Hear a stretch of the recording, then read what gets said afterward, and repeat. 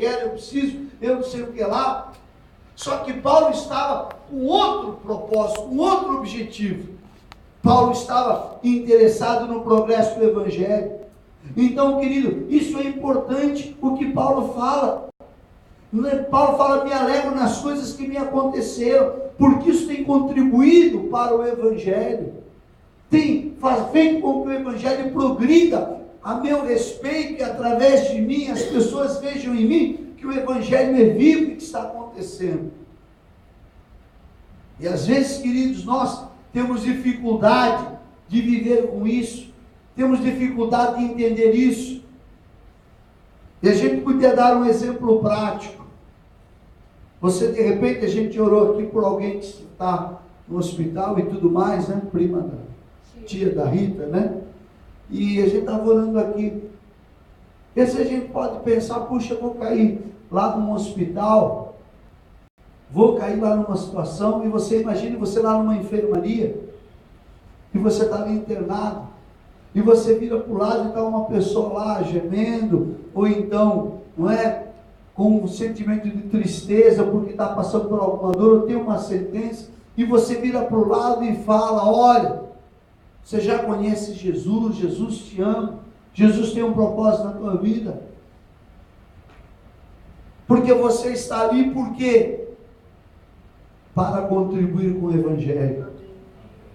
Você não está ali para se lamentar, você não está ali para achar ruim, você não está ali para se livrar daquilo, você está ali com o propósito de Deus. E as coisas aconteceram com você, e você está pregando o Evangelho. Então, querido, mas você não está doente? Eu estou doente, mas a minha vida não é a doença.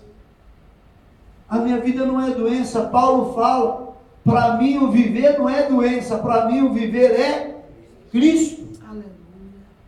Mas você não está assim, sem trabalho, com trabalho ou sem trabalho, para mim o viver é Cristo. Mas você acabou de perder o teu filho, mas o meu filho não era o meu viver, o viver para mim é Cristo. O sentimento de Paulo, quando ele quer nos falar essa verdade, é exatamente esse. Para mim o viver é Cristo. O meu filho nunca foi para mim o meu viver, sempre foi Cristo. E a gente para e começa a imaginar, começa a falar, puxa, pastor, mas você está pedindo demais. Não estou pedindo demais. Deus não está pedindo demais de você. Isso acontece na tua vida porque você é cristão. Amém? Porque você é cristão. Acontecia na vida de Paulo porque ele era cristão. E talvez você diga assim, puxa, mas eu não sei se eu vou conseguir. Eu não sei o que é isso. Dizer que o nome de Jesus vai ser glorificado na minha vida e na minha morte. Porque o apóstolo Paulo disse isso. O apóstolo Paulo falou, para mim o viver é, e o morrer é. Ele falou, estou sempre lucrando. Estou com Cristo na vida, estou na morte com Cristo. Eu estou na bênção, eu estou no lucro, diz ele. Com que o apóstolo Paulo estava ocupado?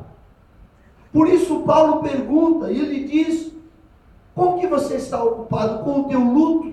Com que você está ocupado? Não estou preocupado com o luto, se alguém morreu ou alguém não morreu. Eu estou preocupado. Paulo estava preocupado com o progresso do Evangelho. Com o que você está preocupado, querido? A crise financeira, problema de dinheiro, uma enfermidade.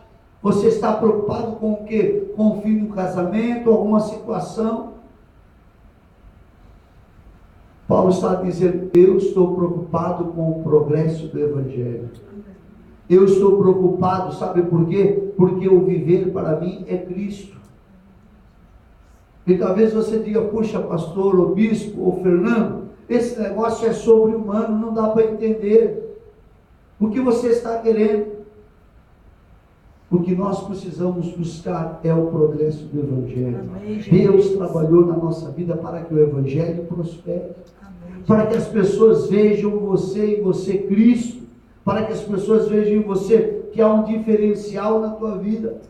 E que nada, absolutamente nada, pode te tirar deste rumo, deste objetivo. De repente você, mas é muito duro. Então, querido, eu vou fazer uma sugestão para você. Passe as suas noites acordado, se lamentando. Passe as suas noites chorando. Passe as tuas dores lamentando e reclamando da tua enfermidade, do teu desemprego, da tua crise financeira, do teu filho que de repente está fumando maconha, do teu luto. Pense na morte dos teus dias, das tuas noites. Aí eu pergunto para você, será que isso é a melhor possibilidade de vida? Será que se ocupar com o mórbido, será que se ocupar com aquilo que está dando errado, será que se ocupar com aquilo que traz dor, que traz frustração, será que é isso que vai resolver a minha vida e a tua vida? Ou é melhor você afirmar e dizer, diante da situação, você afirmar, o viver para mim é aleluia, Cristo. Amém, Senhor. Cristo. Eu sou em Cristo. Paulo diz, eu sou nova criatura. Quem afirma, para mim o viver a Cristo, está comprometido com o progresso do Evangelho. Filipenses 2, versículo 5, vamos ler aqui, alguns versículos aqui, o 5 propriamente. O que Paulo fala aqui? Paulo diz, o que diz o versículo 5, quem achou aí pode ler. De sorte que haja em vós o mesmo sentimento que houve em Cristo Jesus. Amém? Paulo diz que haja em vocês o que é o mesmo sentimento. Poderíamos tratar o sentimento por uma o que? Atitude. Que haja em vós uma mesma atitude que houve também em Cristo. Ele diz aqui. Então, querido, quem afirma isto, para mim o viver é Cristo, o que ele faz? Ele desenvolve, ele cultiva, ele busca em si a atitude de Cristo. Diz Paulo aqui, em outras palavras, tende em vós a mesma atitude de Cristo, que mesmo sendo Deus, não se agarrou ao seu status de Deus divino, mas se esvaziou, se tornou em forma humana de servo, foi obediente até a morte e morte de cruz. E Paulo diz, tende a mesma atitude, tende a mesma disposição mental. Amém? Aleluia. Uma predisposição mental, um direcionamento do coração, um pendor de alma, um desejo interior profundo igual ao de Cristo. Cristo não usou como usurpação ser igual a Deus, diz aqui o texto. Ele não usou do egoísmo, ele não usou do ressentimento, ele não usou de vingança, ele não usou de indiferença. Ele teve uma atitude de Cristo. Uma atitude de Cristo. Aí nos leva a entender, porque às vezes a gente tem coisas na vida da gente que a gente tem dúvida. A pessoa te faz o mal e você fala assim, eu não sei se eu devo perdoar. Tem gente que vem perguntar para você, você perdoa? E às vezes você fica na dúvida. Agora eu pergunto para você, para mim, para nós, a gente teria que ficar na dúvida? Se a gente tem o mesmo sentimento de Cristo, se a gente tem a mesma atitude de Cristo, como diz Paulo aqui, você sabe se você deve perdoar ou não? É lógico que você sabe. Você deve perdoar sim, é claro. Eu não sei. Mas eu não sei como eu devo tratar fulano, porque ele fez isso, fez aquilo, ele me falou aquilo, ele me jogou aquilo me enrolou, ele fez, aquilo não é coisa de gente e tal. Eu não sei como eu devo tratar o meu patrão, eu não sei, porque ele é um monstro, porque ele é isso, porque ele é aquilo, porque ele fala um monte, sabe que eu sou crente e tudo mais. O tempo inteiro me perturba, me sabota. Como é que eu vou tratá-lo? Vou tratá-lo como um cordeirinho ou vou tratá-lo como um lobo? Como é que eu vou tratar meu chefe?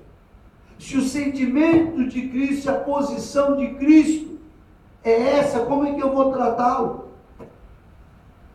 Aí o que Paulo nos ensina? Trate-o com a atitude de Cristo.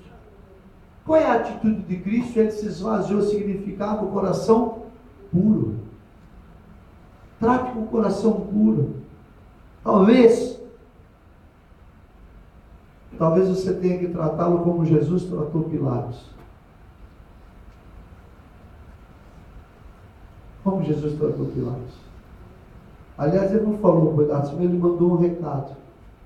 O que ele disse para Pilatos? Ele mandou um recado e diz: diga aquela raposa para parar de me encher. Talvez, né? Aí alivia um pouco mais para o teu lado. Mas trate como Jesus, a atitude de Cristo. Como é que Jesus fez diante de Pilatos? A Bíblia nos fala que ele fez silêncio diante de Pilatos. Ele não se justificou, ele não se explicou, ele não transferiu a responsabilidade, ele não usou multidão, ele não reclamou que estava sendo injustiçado. A atitude de Cristo.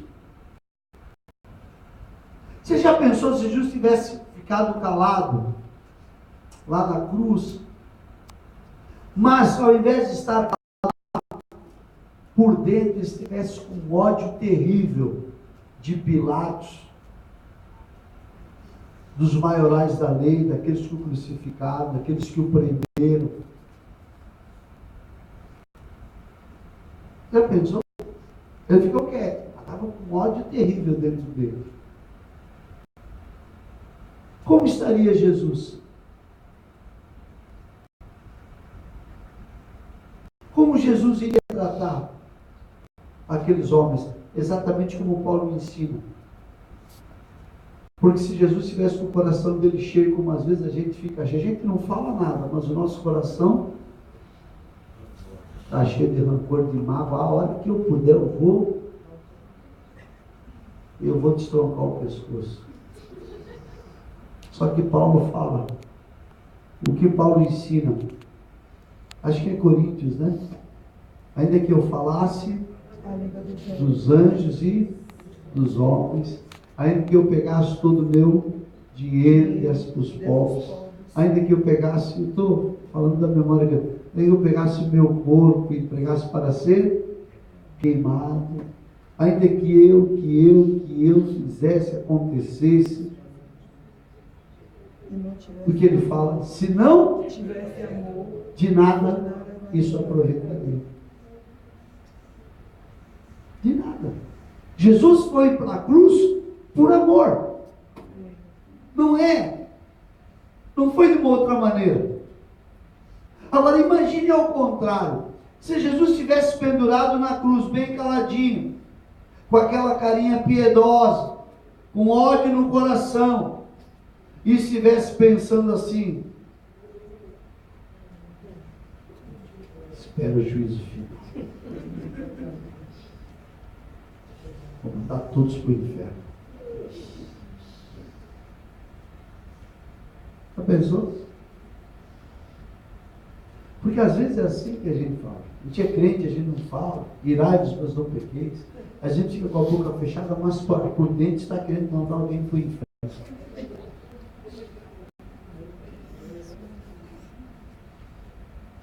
A gente é assim.